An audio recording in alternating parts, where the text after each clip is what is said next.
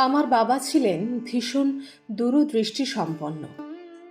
বাবা যখন বাড়ি তৈরি করছিলেন, সুদীপ কাকু বাবাকে বলেছিলেন, এই সামান্য জায়গার মধ্যে একসাথে দুটো বাড়ি তৈরি করছিস কেন? বাবা হেসে বলেছিল, ইচ্ছে হলো তাই করলাম। একটা বাড়ি তো মনের মতো করে তৈরি করলে হতো। হুম, দুটো বাড়ি মনের মতো করে তৈরি করব। সুদীপ কাকু কিছুক্ষণ থেমে গিয়ে কি যেন একটা ভেবে নিয়ে বললেন, দুটো বাড়ি মনের মতো করে তৈরি করবি? ও আচ্ছা, বুঝেছি। ছেলের বিয়ের পর ছেলে যদি না দেখে তখন একটা বাড়িতে তোরা দুজনে থাকবি, আর একটা বাড়িতে তোর ছেলে আর ছেলের বউ থাকবে। কি ঠিক বললাম তো? কথাটা শুনে বাবা হেসে বলেছিল, ভবিষ্যতের কথা তো ভাবতেই হবে। তুই অবশ্য ভবিষ্যৎ দেখতেই পাস। যাই বলিস, তোর মধ্যে সব সময় একটা মাস্টার প্ল্যান কাজ করে বন্ধু। সেদিন বাবার বন্ধু সুদীপ কাকু একদম ঠিক কথাই বলেছিলেন। বাবা বোধহয় ভবিষ্যৎটা ভেবেই কাজ করেছিলেন। আমাদের ছিল মধ্যবিত্ত পরিবার। বাবা ছিলেন সরকারি চাকরি। মা বাবা সবসময় চাইতেন আমরা যেন মানুষের মতো মানুষ হতে পারি। বলতেন, পড়াশোনা শিখে নিজের পায়ে দাঁড়াতে হবে। আমার ভাই বয়সের দিক থেকে খুব একটা যে ছোট তা নয়। আমার যখন বিয়ে হলো, ভাই তখন ইঞ্জিনিয়ারিং পাশ করে সবে একটা ভালো কোম্পানিতে জয়েন করেছে। আমি চাকরি পাইনি। চেষ্টা করেছিলাম চাকরির।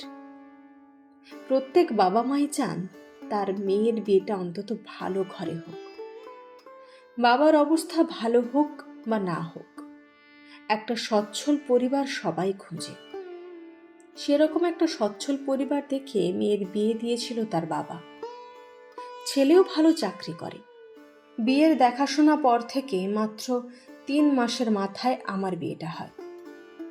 পাত্রের মা বলেছিলেন, বিয়ের কথাবার্তা যখন মিটেই গেছে তখন আর ফেলে রেখে লাভ নেই, শুভ কাজে আর দেরি করব না।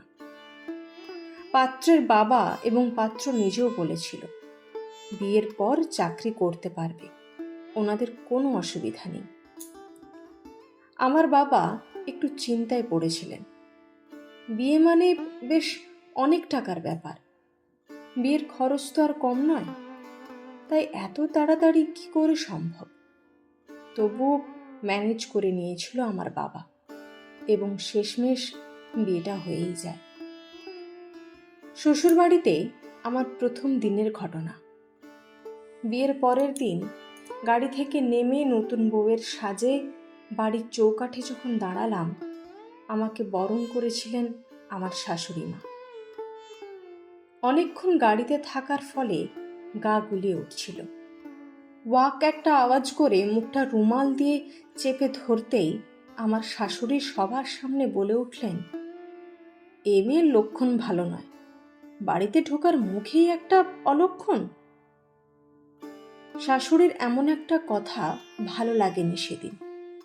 নতুন বউ তখন, এমন কথা মেনে না নিয়ে উপায় কি?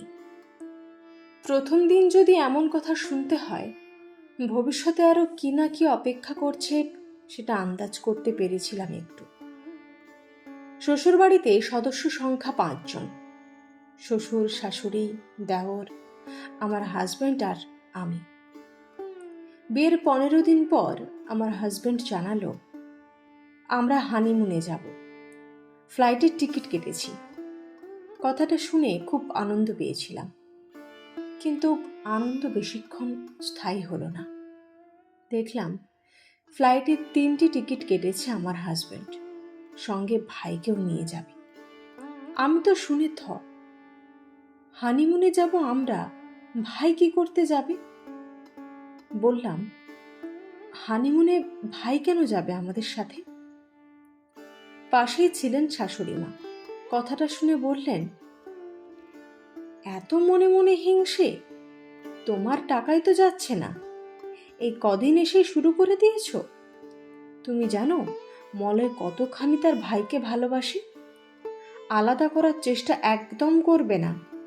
তাছাড়া ও একটু ঘুরতে ভালোবাসে, তাইও যাচ্ছে।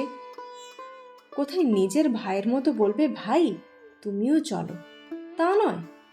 যত সব স্বার্থপর। এরপর বলার মতো আর কি বা থাকে। ভাইকে নিয়ে হানিমুনে যেতে হলো। বুঝে গিয়েছিলাম এই ফ্যামিলি ভালো নয়। বাইরে থেকে দেখে মানুষ যদি চিনতে পারতাম তাহলে কত ভালো হতো। কেন জানি না, বিয়ের পর থেকে দেখতাম আমার হাজবেন্ড উদাসীন, আমার সাথে কম কথা বলতো। আমি কিছু বলতে গেলে আমাকে বলতো, আমি এরকমই, কম কথা বলাটা আমার স্বভাব। আমি সেটাই বিশ্বাস করতাম। বিয়ের পর থেকেই আমার দেওর আমাকে একটু অন্য চোখেই দেখত। ইচ্ছে করে টাচ করত, গায়ে হাত দিত। এসব আমার হাজবেন্ডকে বললে ও কিছুই বলতো না, খুব সাধারণ ব্যাপার ধরে নিত। শাশুড়িকে বললে তো আর রক্ষে নেই। আমি আমার দেওরকে এড়িয়েই চলতাম, পাত্তা দিতাম না। এদিকে শাশুড়ির ব্যবহার একদম ভালো লাগতো না। বউ মানে বাড়ির কাজকর্ম করবে আর বাড়িতেই থাকবে, আর হাজবেন্ড তো মেরুদণ্ডহীন। বিয়ে করে না আছে কোনো দায়িত্ব, না আছে কেয়ার। মনে হতো আমি জোর করে এ বাড়িতে ঢুকে পড়েছি। ততদিনে প্রায় 1 বছর মতো কেটে গেছে। বাড়িতে ফোন করে মাকে বলতাম কথাগুলো। মা বলতো, শোন পিউ, বিয়ের পর নতুন নতুন এসব একটু সমস্যা হয়, পরে সব ঠিক হয়ে যাবে। ভাবলাম সব মেয়ের জীবনেই হয়তো এমনটা হয়। বেশ কিছুদিন কাটে এভাবে। তারপর ঘটল একটা ঘটনা। আমার হাজবেন্ড আর আমার দেওরকে দেখে কেউ বলবে না এরা দাদা ভাই, যেন দুই বন্ধু। একদিন দুপুরে আমি ঘুমোচ্ছি আমার ঘরে। সেই সুযোগে আমার দেওর আমার ঘরে ঢুকেছে, হাতে মোবাইল।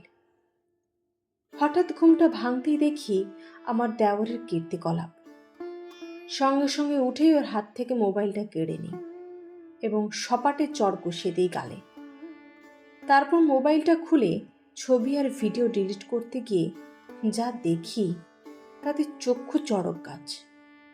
আরও কিছু ছবি আর ভিডিও, আমার হাজবেন্ডের সাথে একজন মহিলার বেশ কিছু ঘনিষ্ঠ ছবি, এবং সেই একই মহিলার সাথেই আবার দেওরের কিছু ছবি। এক লহমায় সব কিছু ভেঙে চুরমার হয়ে গেল। হাজবেন্ড কেন আমার প্রতি উদাসীন সেটা বুঝতে বাকি থাকলো না। একজন ডিভোর্সি মহিলার সাথে পরকীয়া সম্পর্ক, আর পুরো ব্যাপারটা শাশুড়ি জেনেও প্রতিবাদ করে না, বরং প্রশ্রয় দেয়। তারপর থেকে শুরু হলো অশান্তি। কম কথা বলা স্বভাবের মানুষটির মুখোশ খুলে যেতে মুখের ভাষাও পাল্টে গেল। অশালীন ভাষায় কথা বলা শুরু হলো এবং পরিষ্কার জানিয়ে দিল ওই পরকীয়া সম্পর্ক থেকে তো বেরোবই না। আমি ওর সাথে না থাকলেও ওই কিচ্ছু যায় আসে না।